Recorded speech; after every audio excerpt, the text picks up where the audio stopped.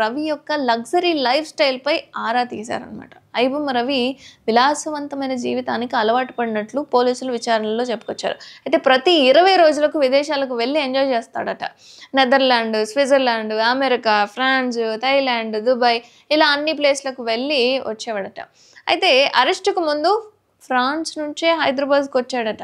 ఇప్పటిదాకా కూడా 40 సార్లు ఫారెన్ ట్రిప్స్కి వెళ్ళాడని, ప్రతి చోట లగ్జరీ హోటల్స్లో స్టే చేస్తున్నట్లు చెప్పుకొచ్చారు.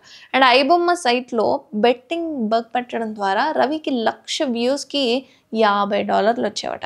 ఇక పోస్టర్ డిజైన్ చేసినందుకు స్నేహితుడు నిఖిల్కి ప్రతి నెల రవి 50,000 ఇచ్చేవాడని పోలీసులు చెప్తున్నారు. మొత్తంగా క్రైమ్ థ్రిల్లర్ డ్రామాకి కావాల్సిన మసాలా దినుసులు అన్నీ కూడా ఈ ఎమ్మడి రవి జీవితంలో ఉన్నాయి. అటు ఐబొమ్మతో రవి ఒక్కడే పైరసీ చేసినట్లుగా గుర్తించాడనమాట. అండ్ సినిమాలను పైరసీ చేసి 5 ఏళ్లలో ₹100 కోట్ల వరకు సంపాదించినట్లు తేల్చారు. అయితే 20 కోట్ల రూపాయలకు సంబంధించినవైతే బ్యాంక్ లావాదేవీలు అనేవి గుర్తించారు.